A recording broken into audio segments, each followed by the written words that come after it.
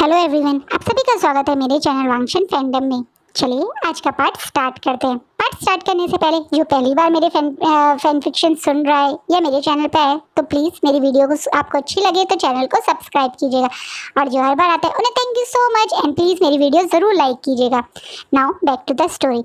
एक बड़ा सा काला जंगल, घना जंगल, जहाँ दो लोग दौड़ के जा रहे हैं, वहीं उनके पीछे भी दो लोग उनका पीछा कर रहे हैं। उन दोनों को एक साथ गोली चल के मार दिया जाता है और वो बाकी दो लोग उन लोगों के पास आते हैं और फिर एक दूसरे की तरफ देखते हैं और बोलते हैं बाकी दो चिप्स भी मिल गई। हाँ, इन दोनों ने अपनी पॉकेट से एक गैजेट निकाल के उनकी पूरी बॉडी स्कैन करके ये शब्द बोले हैं।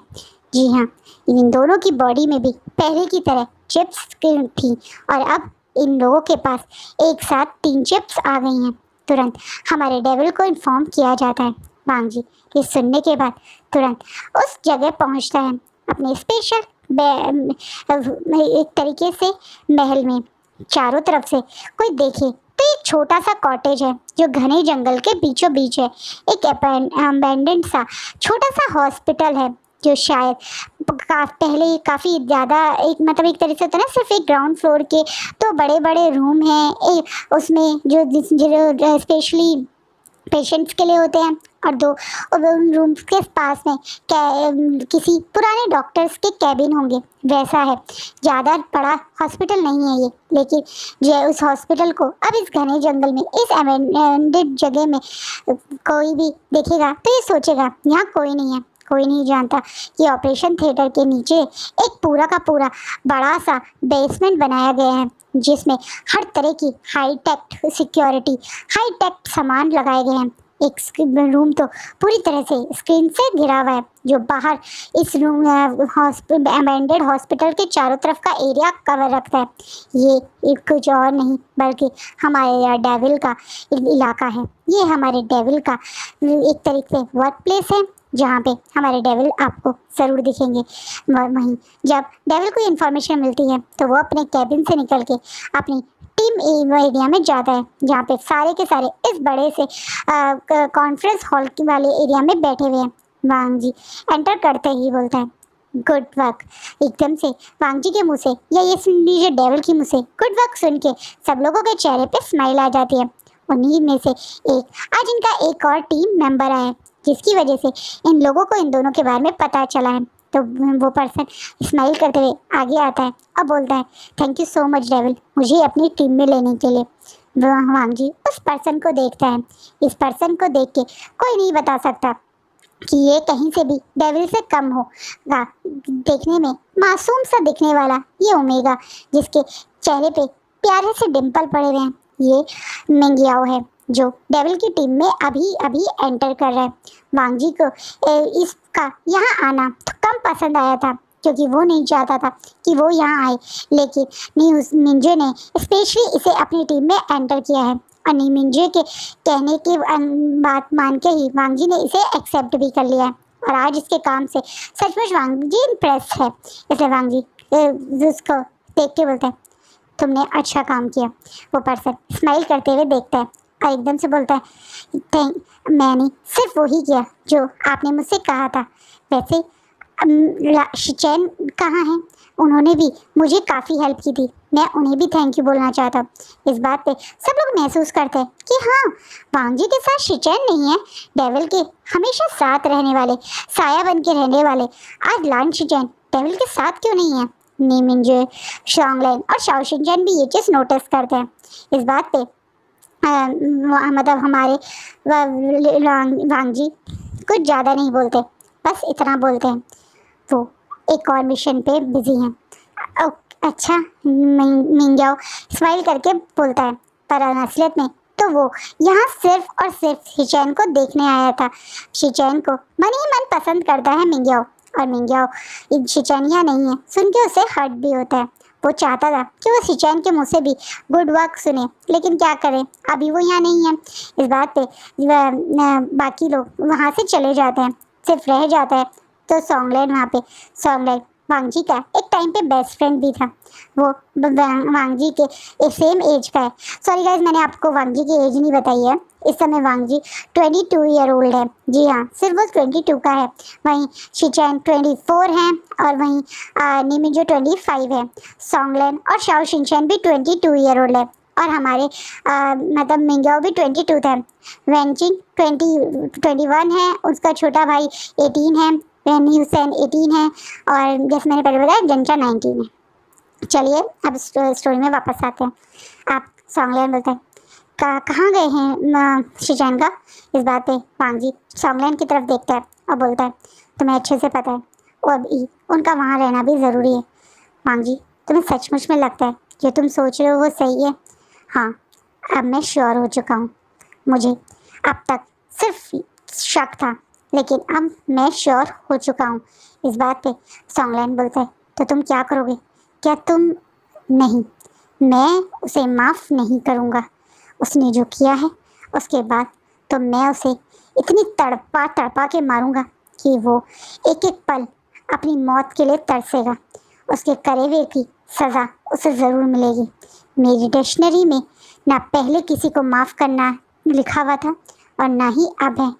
पर तो इस बात पे सॉन्गलैन कुछ और आर्ग्यूमेंट करता भी वांग जी उसकी तरफ देखता है और बोलता है पर क्या वो तुम्हारे फादर इन लॉ है? अचानक से इस बात पे वांग जी के चेहरे पे एक कनिंग सी स्माइल आ जाती है। हाँ, इसी कारण तो उन्हें स्पेशल ट्रीटमेंट दूंगा। कहते हैं वो इन लॉज का स्पेशल ध्यान रखना चाहिए, इसलिए मैं उसे इतनी जल्दी माफ़ नहीं करूँगा।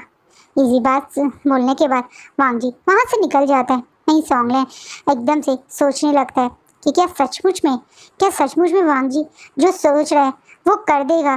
तो क्या विंग विंग और वांग जी का वो रिश्ता वैसा रह पाएगा? क्योंकि अभी तो ये रिश्ता शुरू भी नहीं हुआ है और एक तरफ से वांग जी जो जैन फैमिली के लिए सोच रहा है वो बहुत खतरनाक है। अब एक तरफ जहाँ इनकी टीम खुश हो रही है इन दोनों लोगों को मार के उस चिप को हासिल करने पे, वहीं दूसरी तरफ कुछ लोग और हैं जो बहुत गुस्सा हो रहे हैं। एक तरीके से एक डार्क रूम में सारे सामान टूटा पड़ा है। ऐसा कुछ नहीं है जो इस रूम में सही सलामत हो, अपनी जगह हो, क्योंकि जो भी था वो तो अब ज़मीन पे टुकड़े हुए हुए पड़ा है। वहीं अब इस रूम के अंदर कुछ लोग एंट्री करते हैं, अपना सर नीचे झुकाए और बोलते हैं बॉस बॉस क्या हुआ? अब और कौन सी बुरी खबर लेकर आए हो तुम? ऑलरेडी एक बुरी खबर तो तुम मुझे दे चुके हो बॉस, वो 2 लोग और मर गए। क्या? इस बात पे अब वो पर्सन और ज़्यादा गुस्से में उन लोगों की तरफ देखता है। अब बिना कोई टाइम गवाए अपनी पॉकेट से गन निकाल के उन दोनों को वहीं शूट कर देता है। इस शूट की आवाज़ सुन के जो लोग शायद बाहर थे वो भी दौड़ के वहाँ आते हैं।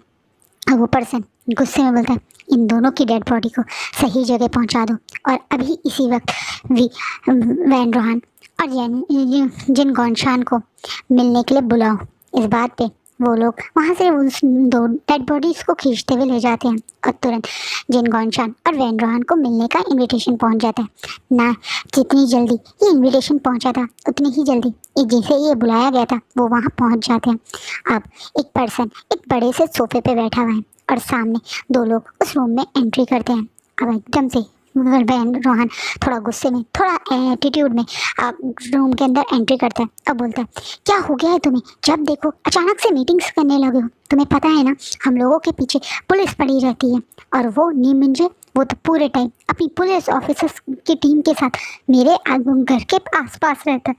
तुम चाहते हो क्या कि सब लोगों को तुम्हारा सच्चाई पता चल जाए? वैन रोहान गुस्से करते हुए बोलता है। अब वो पर्सन अपने आप को ऊपर की तरफ उन दोनों की तरफ देखता है और बोलता है उसे पता चल गया है, जिसे पता चलना था उसे सब कुछ पता चल गया है।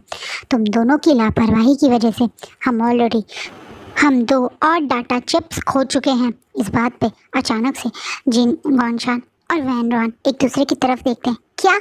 हाँ, तुम दोनों को मैंने बोला था ना उन दोनों को तुरंत चाइना से बाहर भेज दो। तो वो लोग चाइना में कैसे थे? और तुम दोनों की बेवकूफ़ी की वजह से हम एक एक करके तीन अपनी पेन ड्राइव और ये कह सकते हैं डाटा खो चुके हैं। इस बात पे अब जिन गौनशान और वैन रोहान के चेहरे पे पसीना आ जाता है और वो दोनों घबरा के बोलते हैं अगर उनके पास 3 हैं तो बाकी दो को भी वो जल्दी ढूंढ लेंगे। इस बात पे अब वो पर्सन जो अभी सोफे पे बैठा था वो एकदम से अपनी जगह से खड़ा होता है और जोर जोर से हंसते हुए बोलता है ऐसा कभी नहीं होगा, क्योंकि वो कभी जान ही नहीं सकता कि वो दोनों पेन ड्राइव्स या डाटा कहाँ पर हैं। पर तुम इतना श्योर कैसे हो, कैसे हो तुम इतने श्योर? अब ये पर्सन हंसते हुए बोलता है क्योंकि मैंने जहाँ वो छुपाए हैं वो कभी उस जगह के बारे में, उन लोगों के बारे में सोच भी नहीं सकता है। तुम सच क्यों नहीं बताते हो? तुम हमसे हर बार छुपा के क्यों रखते हो? अब वैन रॉन थोड़ा फ्रस्ट्रेट होते हुए बोलता है। अब वैन रॉन की फ्रस्ट्रेशन को देखते हुए, ना चाहते हुए वो पर्सन बोलता है क्योंकि तुम दोनों की वजह से ही हम इतना लॉस बेयर कर चुके हैं। मैं तुम दोनों पे भरोसा करता हूँ, तो इसका मतलब ये नहीं है कि मैं तुम्हें अपने सारे सीक्रेट्स बता दूँ। तो तुम हमें ये बताने के लिए यहाँ बुला रहे थे, हमें ये दिखाने के लिए कि तुम कितने स्ट्रांग हो, कैसे तुम पर्दे के पीछे रह के अपनी इमेज को सबके बीच में अच्छा बना के रखते हो और सबके पीछे तुम ही हो। ये दिखाना चाहते हो तुम, हमें ये जताना चाहते हो कि ये पूरा अंडरवर्ल्ड सिर्फ तुम्हारे इशारों पे चलता है ना? और जिन गॉनशान गुस्से में बोलता है। अब जिन गॉनशान की तरफ वो पर्सन देखते हुए हंसता है और बोलता है अगर तुम मेरे रिलेटिव नहीं होते ना, अगर तुम मेरी बेटी के हस्बैंड के फादर नहीं होते ना, तो आज मैं तुम्हें अभी मार देता। अब ये पर्सन कोई और नहीं, जी हाँ, जैन फेमिया है। असलियत में इस पूरे अंडरवर्ल्ड में कार्डॉन कोई और नहीं बल्कि जैन फेमिया है। वो कितना चिढ़ता है इस डेविल से ये कोई और नहीं जानता, लेकिन यहाँ खड़े हुए ये दोनों अच्छे से जानते हैं कि डेविल और डॉन का एक दूसरे से अपने ही लेवल का दुश्मनी है।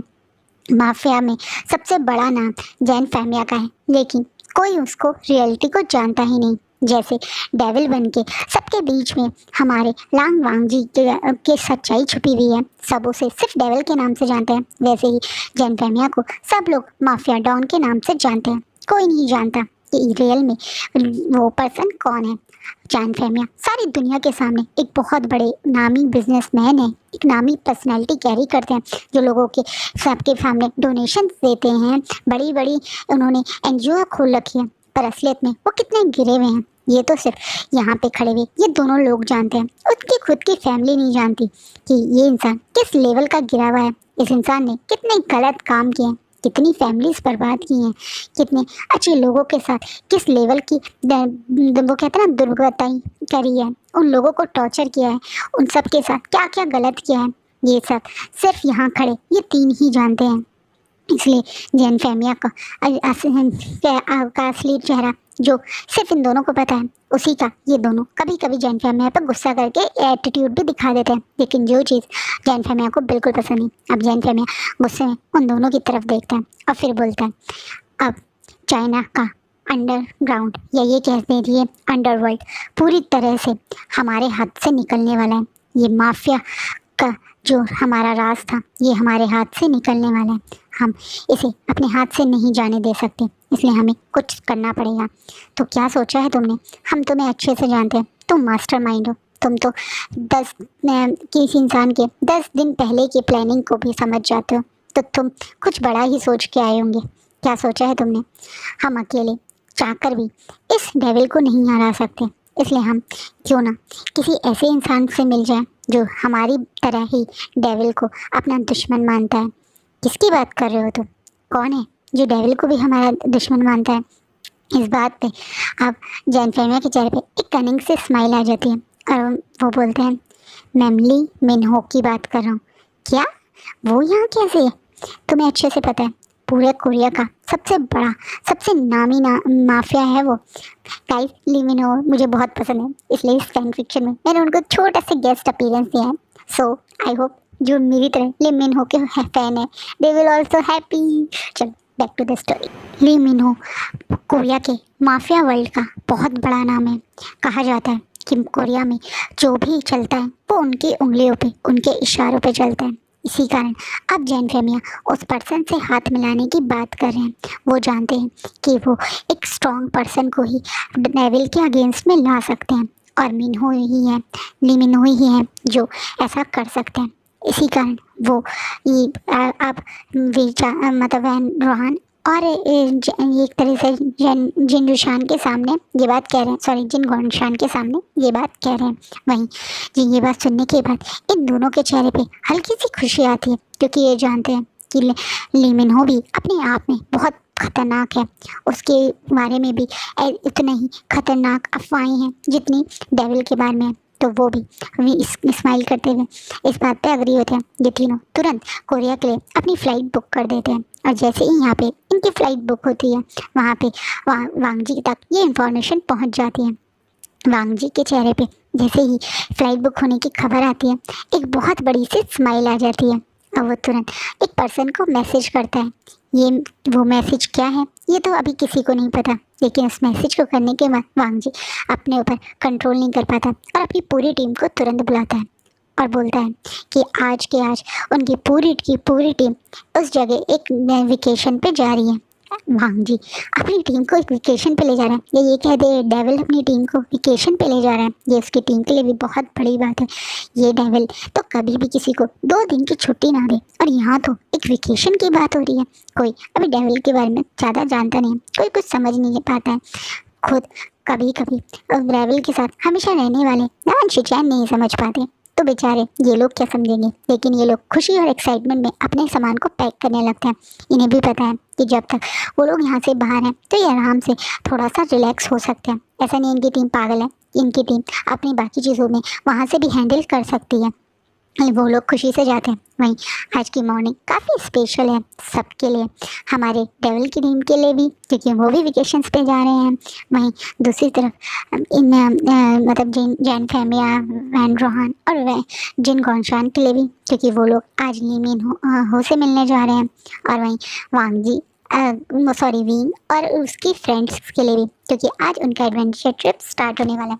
मॉर्निंग में सुबह से जो सबसे लेट उठने वाला पर्सन है उसने चीख चीख के सबके दरवाजे मतलब रूम के दरवाज़ों को पीट रखा है। गाइस हम लोग लेट हो जाएंगे, मैं एक भी चीज़ मिस नहीं करना चाहता। मैंने कब से इस एडवेंचर ट्रिप की प्लानिंग की, तुम लोग क्या कर रहे हो अभी रूम में, बाहर निकलो। विंग जोर जोर से शोर मचा मचा के इधर से उधर भाग रहे हैं। विंग ने एक लूज सी टी शर्ट डाली हुई है, एक लूज से मतलब शॉर्ट के साथ में, और अपने कुछ वैसा कपड़े एक बैग में डाल के सबके दरवाजे पीट रखे हैं। सब लोग अब फ्रस्ट्रेशन में बाहर आते हैं। क्या चक्कर है यार तुम्हारा, कभी तुम रात दोपहर के 2-2 बजे तक सोते हो, और कभी तुम सुबह 7 बजे से ही सबको जगा देते हो। हम वेकेशन पे आए हैं यार, थोड़ा सा सोने दो हमें। नहीं, हम सोने नहीं बल्कि ट्रिप एंजॉय करने आए हैं। सोकर अपना टाइम वेस्ट मत करो, हम अभी के बीच आ रहे हैं। मैं सनराइज तो मिस कर चुका हूँ तुम्हारी वजह से, लेकिन और कुछ चीज़ मिस नहीं करना चाहता। क्या यार तुझे सनराइज देखना है ना, तो एक काम करियो, कल तू वहीं जाके सो जाइयो, अब खुद उठ के देख लो। हम तो नहीं देख सकते, तुझे हमारी पता है। बेचारा नहीं होता, अपनी आंखें मलता हुआ कहता है, लेकिन विंग किसी की नहीं सुनता है। अब चलो हमें सबसे पहले पहुंचना है, और उन तीनों को खींचते हुए ले जाते हैं। वहीं शुयांग जो विंग से की तरह पहले ही उड़ गया था और विंग के पीछे आराम से खड़े होकर उसके ऐसे उछलते कूदते बदमाशी करते हुए देख रहा था, उसकी चीज़ें एंजॉय कर रहा था। वो भी अब मुस्कुराते हुए जाता है। अचानक से मतलब जब लोग वहाँ पहुँचते हैं तो नीम हुसैन की नज़र विंग के उस वॉच पे जाती है। वही वॉच जो विंग को कल मतलब गिफ्ट में मिली थी। वो एकदम से बड़ी बड़ी आंखों से कहता है, ओह माय गॉड, क्या ये पोल न्यूमैन रोलेक्स वॉच है। इस बात पे एकदम से विंग अपनी आंखों से सर हिलाता है, आंखों से ऊपर करके अपना सर जोर जोर से हिलाने लगता है। डूड तुझे पता है इसकी बुकिंग करवानी पड़ती है, तुझे ये वॉच कहाँ से मिली। इस बात पे पीछे खड़ा हनी हुसैन को सर पे पैट करके बोलता है, तू भूल गया क्या, वो वी वुशान है, वो कुछ भी कर सकता है। तो ये तो एक छोटी सी वॉच है, ये तो किसी दिन प्राइम मिनिस्टर को ना लेके आ जाए, इसका कुछ भरोसा नहीं, ये ला सकता है। तू एंजॉय कर, देख हम यहाँ पे अच्छे से स्कूबा ड्राइविंग करने आए हैं, वो करते हैं, चल चल चल चल। इस बात पे मीन से कुछ और बोलता, विंग स्माइल करने लगता है। विंग उस वॉच को देखता है और सोचता है, क्यों मैं आज इसे क्यों पहन के आया, मैं आज वाहिनी के अंदर जाने वाला हूँ, और वहाँ पे इस टाइप की वॉच को ले जाना रिस्की होगा। पर पता नहीं क्यों मेरा मन ही नहीं करा इसे अपने हाथ से उतारने का। पता नहीं मुझे ये किसने दी है, हो सकता है सीजे ने भेजी हो, सीजे को तो पता था मैं यहाँ आने वाला हूँ, हो सकता है ये सीजे ने ही भेजो, पर मेरी सीजे से भी तो बात नहीं हो रही। पर I don't know why, I don't want to lose this. अब मुझे इसे होटल रूम में छोड़ के आने का बिल्कुल मन नहीं करा। क्या स्पेशल है भाई तुम में जो मेरा मन नहीं करा तुम्हें अपने हाथ से उतारने का? विंग अपनी ही वॉच से बात कर रहा है। विंग को इस तरीके से अपनी वॉच से बात करता देख के पीछे खड़ा शिवयांग भी मुस्कुरा के विंग की इस क्यूट हरकत को देख रहा है। वहीं जो इस वॉच से विंग की आवाज़ सुन रहा है उसके चेहरे पे भी हंसी आ जाती है, क्योंकि वो भी जानता है कि विंग कितनी क्यूटली इस वॉच से बात करें। क्योंकि कहीं इसी बीच पे कॉर्नर में बैठे सन ग्लासेस लगाए अपनी वाइट कलर की कैजुअल सी शर्ट और डार्क ब्लू कलर के अपने शॉर्ट्स पहन के वांगी भी विंग को ऑब्जर्व कर रहा है। और विंग अपने कान में छोटे से लगे इस आईपॉड से वो सब कुछ सुन भी रहा है। इसलिए वांगजी को पता है विंग जो अपनी वॉच से बोल रहा है वो सब, और उसे खुशी भी हो रही है कि विंग को उसका दिया हुआ बर्थडे गिफ्ट अच्छा लगा। शायद पहली बार वांगजी ने विंग को बर्थडे गिफ्ट दिया है। इससे पहले वो विंग के बारे में सब कुछ जानता है, लेकिन विंग को इस तरीके से कोई गिफ्ट उसने कभी नहीं भेजा था। ये पहली अटैम्प्ट था और उसे अच्छा लगा कि विंग को उसका गिफ्ट बहुत पसंद आया। आप ये मत पूछना कि वांगजी को कैसे पता चला, भाई उसकी हैकर इतनी स्मार्ट है कि विंग की ब्राउज़र हिस्ट्री भी देखकर बता देती है। तो वांगजी को पता था कि विंग को ये चीज़ अच्छी लगी, इसलिए विंग ने ये ली। अब विंग अपने जल्दी से अपनी पहली एडवेंचर ट्रिप यानी ये अंडर मतलब वाटर अंडर सी जो स्कूबा ड्राइविंग है उसे करने के लिए एक्साइटेड हो जाता है।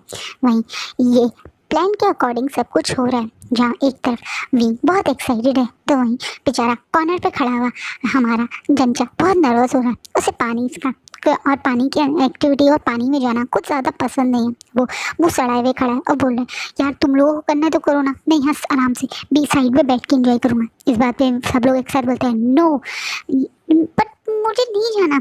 कब तक डरते रहोगे यार, कभी ना कभी तो करो, नहीं है ना, ये लाइफ टाइम तक डरते हुए रहना है। डरो नहीं, डर के आगे जीत है। सोचो तुम्हें आगे हिम्मत करो, हम लोग इतने दूर आए हैं, एक बार तो अटेम्प्ट करना बनता है ना।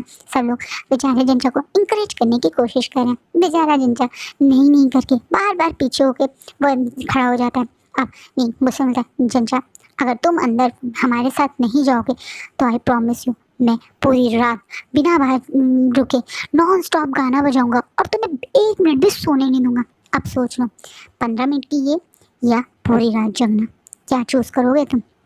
बेचारा जंचा ये सोच के कि चलो ठीक है 5 मिनट जाएगा और भाग के आ जाएगा, या ब्रेक ले लेगा, या जो करवा रहे हैं उनसे बोल देगा। बेचारा डर के मारे ठीक है करके वो सारे ड्रेसेस पहनने लगते हैं। इस समय वो विंग ने एक ब्लैक कलर की बिल्कुल फिटेड उसकी बॉडी से अटैच अंडर वाटर वाले कपड़े डाले हुए हैं, जिसे देखकर मैं उसकी बॉडी का हर एक मतलब बॉडी पार्ट विजिबल हो रहा है और वो बहुत ज़्यादा अट्रैक्टिव लग रहा है। ऐसे तो विंग सब ने ये कपड़े पहने हुए हैं, लेकिन विंग तो कुछ ज़्यादा ही वांगजी को अट्रैक्ट लग रहा है। वांगजी को विंग का ये सब करना कुछ पसंद नहीं आ रहा है, क्योंकि यहाँ पे जो इतने भी लोग हैं वो भी इनकी टीम की तरफ ही देख रहे हैं, क्योंकि ये लोग ओमेगा का एक टीम या एक तरह से ग्रुप है जो इस तरीके से इंजॉय कर रहा है। तो काफ़ी सारे अल्फाज जो हैं उनकी नज़र तो ओमेगास पे पड़ ही जाती है, जो इन पे भी है।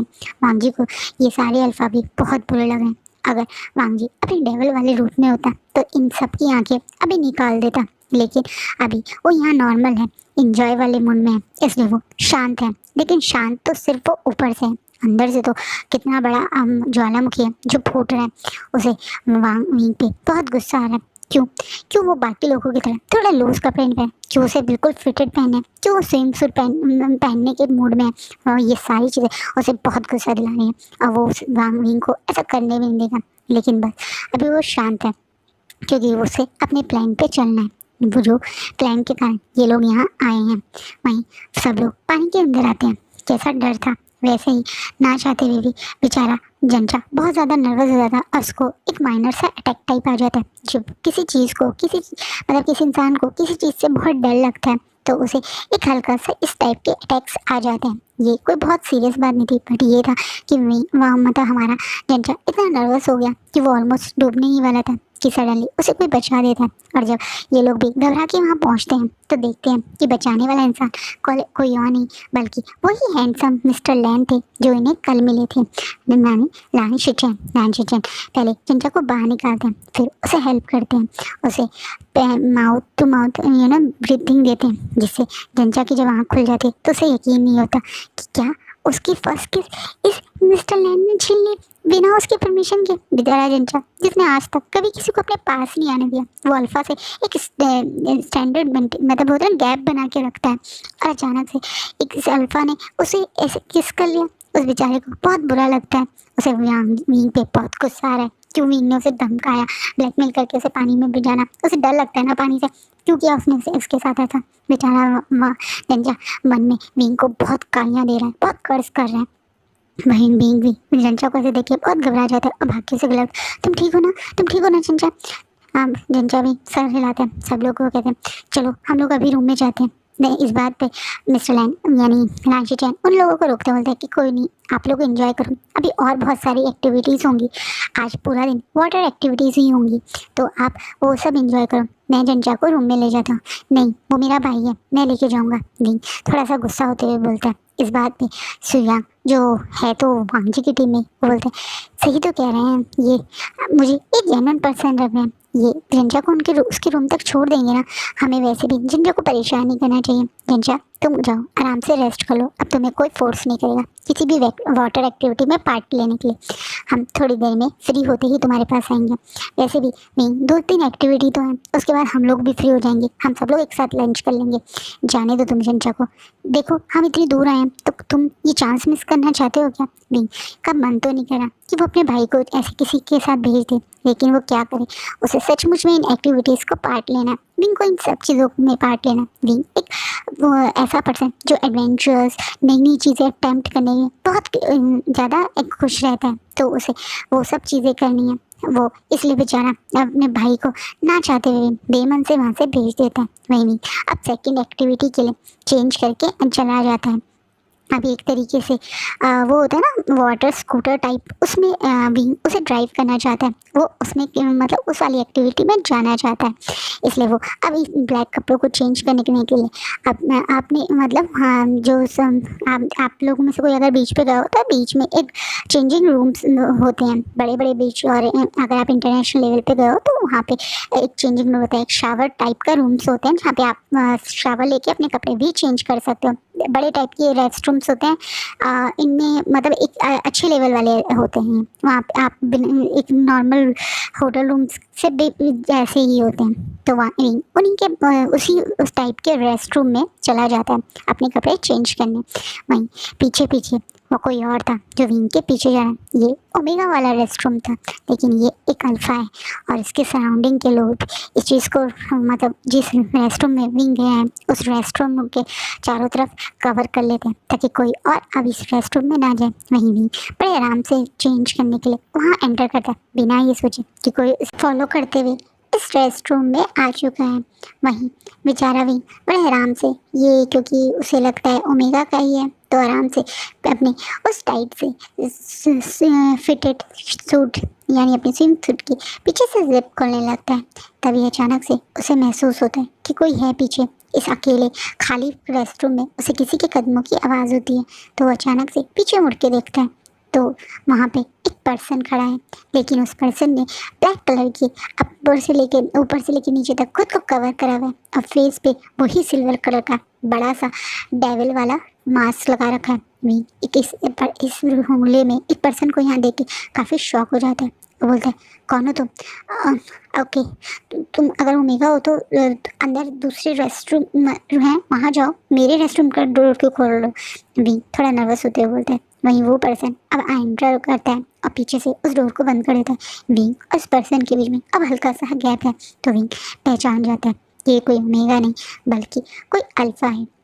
विंग जिसने अभी कुछ मतलब कल ही एक अल्फा को एक तरह से कह सकते हैं अटैक को झेला है, तो वो उस स्मेल को पहचानता है और ये वही स्मेल है। जैसे ही विंग महसूस करता है ये कल वाला ही अल्फा है, तो विंग के चेहरे पे हल्की सा पसीना आ जाता है और वो थोड़ा सा पीछे होता है, अपने बैग की साइड जाने की कोशिश करता है। विंग ने अपने बैग में एक छोटा सा नाइफ रखा हुआ था। विंग तुरंत उस नाइफ को लेके उस पर्सन के ऊपर अटैक करता है और आज का पार्टी ही रुकता है। तो गाइस आपको क्या लगता है, विंग ने वांगजी के ऊपर अटैक तो कर दिया, ऑब्वियसली हमारे वांगजी हैं, तो क्या होगा? वांग जी को चोट लगेगी या वांग जी क्यों है विंग के रेस्टरूम में, वो भी आपको नेक्स्ट पार्ट में पता चलेगा। आई होप आपको ये पार्ट अच्छा लगे। आपको कैसा लग रहा है ये वाले फैन फिक्शन, प्लीज़ एक्सप्लेन कीजिएगा या ये कह दीजिए फीडबैक शेयर कीजिएगा। और अगर आपको मेरी वीडियोस अच्छी लगती है तो प्लीज़ लाइक भी कीजिए। Thank you.